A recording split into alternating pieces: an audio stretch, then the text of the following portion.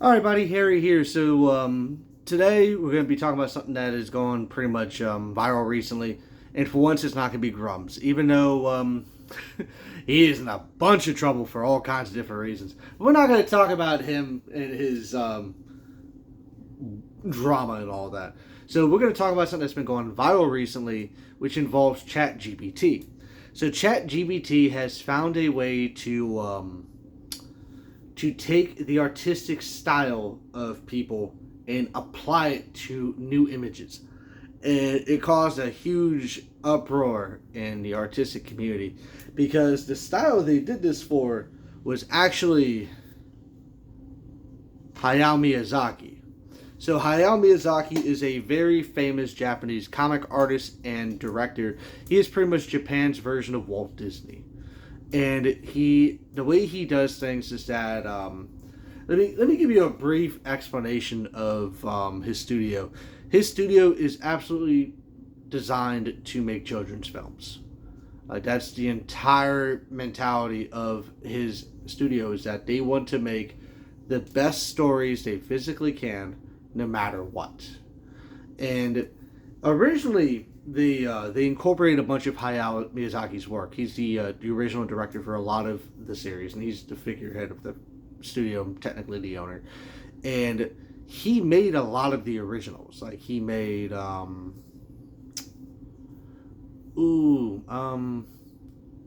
Me Nuts Here, Drive Me Nuts Here.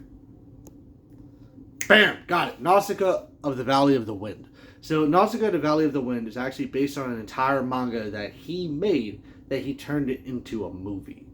And honestly, that was probably one of his original blockbusters because he used to make a bunch of like really random stuff too. Also, like Only Yesterday, and we also have a couple of his other groundbreakers, like Princess Mononoke, which is considered one of his best titles, Whisper of the Heart, and of course, my personal favorite, The Cat Returns. Now, he does a lot of like random stuff that's adorable and kind of like heartbreaking. Like he did Grave of the Fireflies. He also did From Up on Poppy Hill, which is pretty sad. But besides that, they also take children's books from other series and they make them into movies too. Just like Howl's Moving Castle, which is what was her name? Diane something. Ah, there we go. Diana Wayne Jones. She actually has an entire series. Howl's Moving Castle is a trilogy. It's really good. It's really good. I haven't read the third book yet, but the first two books really impressed me. And there was just something about Hal having a child that really was really weird to me.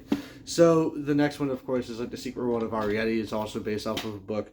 And so pretty much their MO is that they will make a children's movie. And originally they would make their movies off of original works.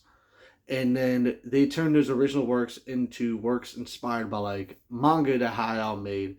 And then he pivoted to actual movies based on books that did not have contracts or anything. And he does a really good job. Like not a lot of it is original to the source material, but a lot of it keeps the essence of it. Like if you watch Howl's Moving Castle and you read the book, they're different, obviously, just like Memoirs of a Geisha. But the essence of the Ghibli movie definitely comes from the book. Like they do not take any major pivots, and it's nice and refreshing to see someone respect the book the way he did. Like it's not Peter Jackson. It's not the way Peter Jackson was amazing for Lord of the Rings, but it's really respectful. And not many people will watch Howl's Moving Castle and then complain that it's not like the book, because they do a lot of justice for the books, and it's to the point to where the authors never complain about what he does, which says a lot about a studio, because you will hear all the time like the Golden Compass, the author hated the movie. You don't get that with Hayao. Hayao is a very nice guy. He argues with cats when he goes on smoke breaks. I want to point that out because that's true. He will argue with a stray cat near his studio. But outside of that, he's a very nice, mellow guy. So a couple years ago, Hayao actually made a statement about AI, talking about AI was going to ruin the artistic industry. And lo and behold, AI picked his artistic style. Now, what's interesting about this is that when this started happening, because it just rolled out with like no real introduction, it started going viral. And all the wrong people were doing it. All the wrong people. Politicians you didn't like, influencers that you couldn't stand. All of them were jumping on the bandwagon for copyright infringement. And even one guy, he wrote up an entire fake letter claiming that Studio Ghibli, no, it was the guy that made the program. He claimed that Studio Ghibli hit him for copyright infringement. Come to find out the whole thing was fake. Studio Ghibli hasn't gotten involved at all. But what was beautiful about this is artists got involved. And artists threw such an outrage that Chatgbt took it down. And there's good reasoning for it. There's really good reasoning for it. Like, obviously, Hayao's, like, the style for Studio Ghibli is Hayao Miyazaki's personal drawing style. If you look at his mangas, that's how he draws.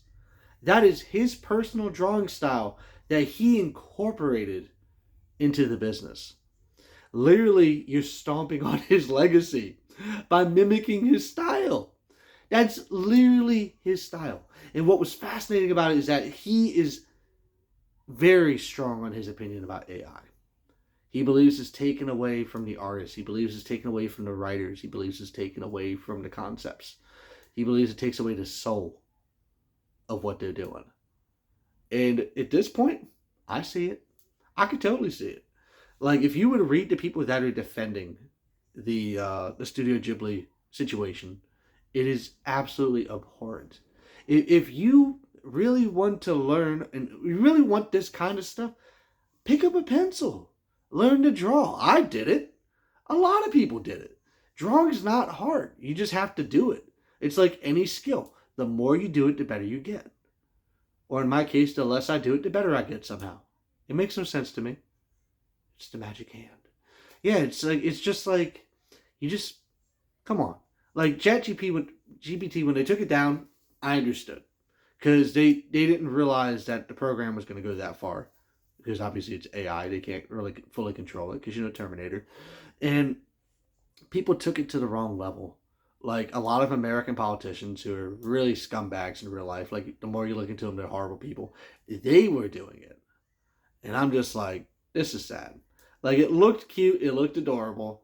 But at the same time, you were literally taking this man's style. Hayao is a very chill dude. If you're making drawings about his stuff, he doesn't care. There's even fan comics with his stuff. He doesn't care. He actually loves the fact that children like his movies. But he doesn't like the fact that a computer program took a style that he dedicated his entire life to, his life's work, for over 40 years, and they just applied it like it was a paintbrush, just glazing over stuff. And it's a shame, because I know he was probably upset about this, and it takes a lot to anger this man. He's pretty much Mr. Rogers. And if you're angering Mr. Rogers, you're on the wrong side of this argument. It's as simple as that. So, yeah, I'm happy ChatGPT took it down. I'm happy the whole phase is started burning to the ground. And if you're upset about that, I apologize. You can spend a little bit of time and do it yourself if you're worried.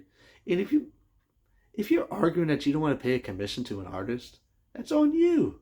I didn't want to pay commissions. That's why I learned how to draw.